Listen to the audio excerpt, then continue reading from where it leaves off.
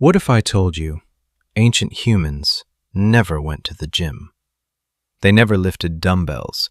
They never counted calories. They never bought running shoes. They never had fitness apps telling them how many steps they took. And yet, their bodies were built for survival. They could walk for hours, climb over rocks, carry food for miles, run when danger appeared, sleep on the ground, wake up the next morning, and do it all again. Now compare that to us. We sit in chairs, we stare at screens, we drive short distances, then, after sitting all day, we go to a gym for 1 hour trying to fix what the other 23 hours have done. So here's the strange question. Why did ancient humans never need a gym and still have bodies many modern people dream of? The answer is not what most people think, because ancient humans were not healthier because they exercised. They were healthier because they never stopped moving. Today, when we hear the word fitness, we imagine a place, a gym, a treadmill, a bench press, a mirror, a schedule, a workout plan. But for ancient humans, there was no separate thing called exercise. There was only life. Walking was not cardio. It was how you found food. Climbing was not training. It was how you crossed dangerous land. Carrying heavy things was not strength work. It was how you brought wood, water, meat, and tools back to camp. Squatting was not mobility practice. It was how you rested, cooked, repaired tools, and worked close to the ground. Running was not something you did for a challenge. Sometimes, running was the difference between eating and being eaten. To us, movement is something we schedule. To them, movement was something they could not avoid. They did not wake up and say, "I should work out today." They woke up and thought, "Where is food? Where is water? Is the tribe safe? What must we do before night comes?" Their bodies were shaped by questions like these, not by comfort, not by machines, but by survival. The human body was not designed for endless sitting. It was designed for movement. Not just one kind of movement, many kinds. Walking, balancing, reaching, pulling, pushing, carrying, throwing, crouching, climbing, resting, then moving again. Ancient life trained the whole body because ancient life used the whole body. Modern life often does the opposite. It asks the body to stay still while the mind works alone. We sit at desks, we sit in cars, we sit while eating, we sit while relaxing. Then we wonder why our backs hurt, why our hips feel tight, why our energy disappears. But the body is not broken. It is confused. Because it was built for a world of rivers, hills, trees, rocks, fire, tools, animals, and long distances. And now, we ask it to survive inside chairs. That is why the ancient body was different. Not because it was perfect, but because it was used. Every day, all day. Imagine waking up thousands of years ago. No alarm clock, no phone, no ceiling.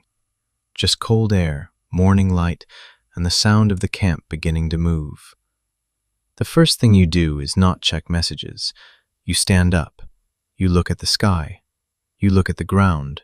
You look for signs, tracks in the dirt, smoke in the distance, animals moving far away. Then the walking begins.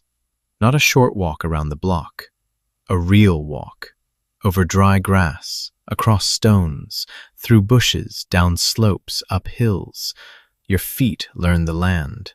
Your legs learn distance. Your balance learns every uneven step.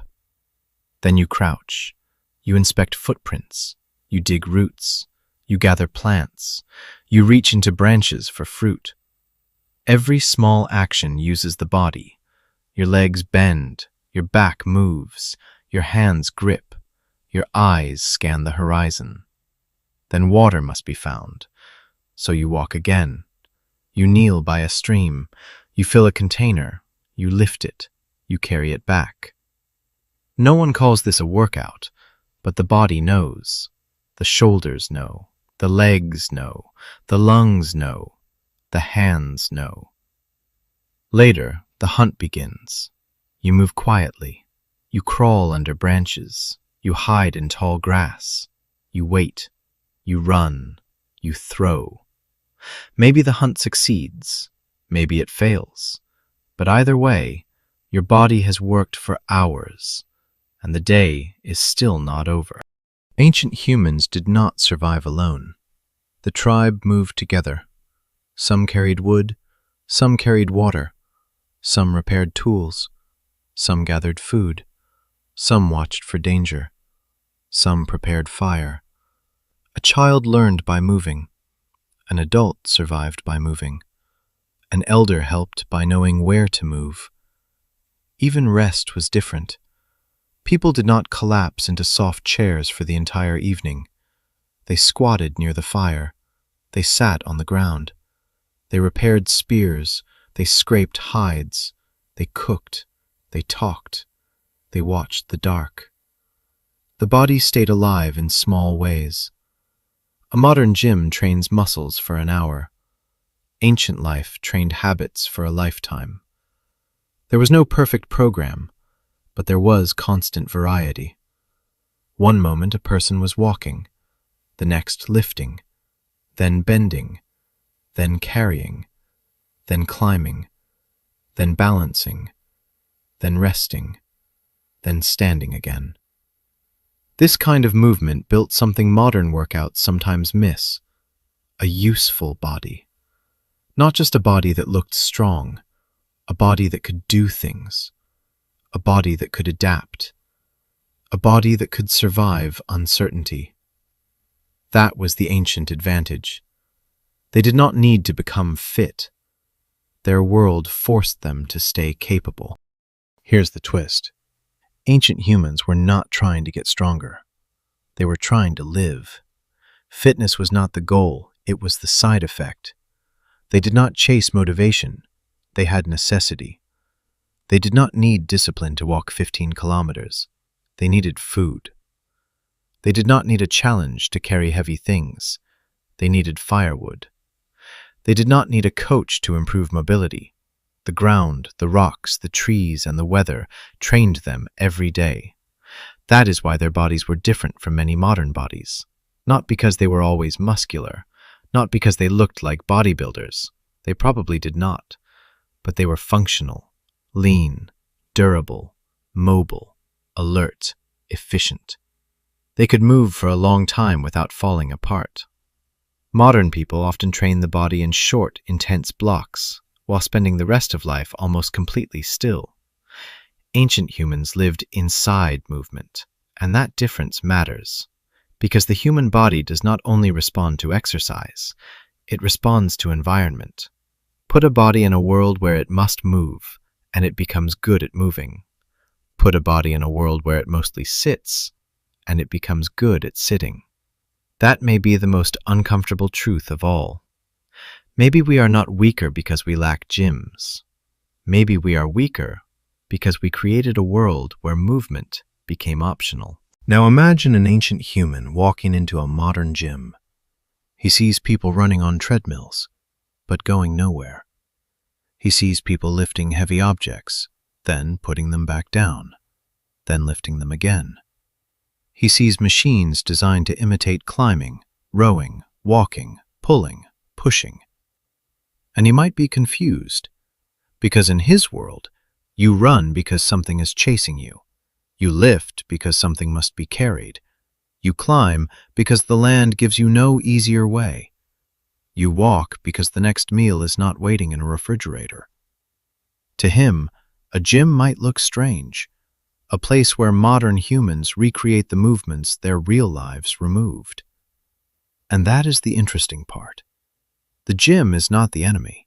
The gym can be useful, but the gym exists because modern life took away what ancient life gave automatically. Natural movement, daily challenge, constant small effort. A body that lives in the world, not just inside rooms. The ancient human might not laugh at us. Maybe he would understand. Maybe he would see that we built comfort and then had to build another place to escape from that comfort.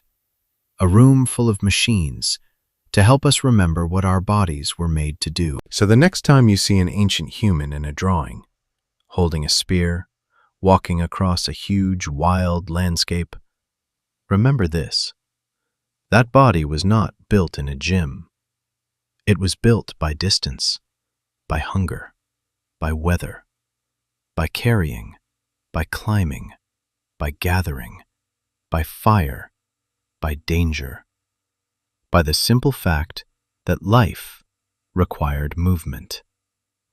Ancient humans did not have perfect lives. They faced pain, fear, injury, hunger, and uncertainty. But their bodies lived in a world that constantly asked them to be awake, to notice, to move, to adapt.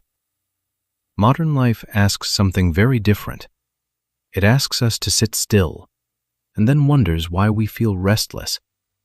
Maybe your body is not lazy. Maybe it is waiting. Waiting for the ground. Waiting for the sun. Waiting for distance. Waiting for real movement again. Maybe your body was never designed to live inside a gym. It was designed to explore the world. And now I want to ask you something. If an ancient human saw your daily routine, what would confuse him the most?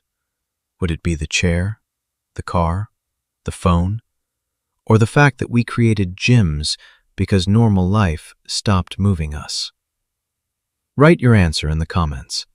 And if this video made you think differently about the human body, leave a like, subscribe, and join me in the next story. Because the past is not just old history. Sometimes it is a mirror. And the more we look back, the more we understand what modern life has changed inside us.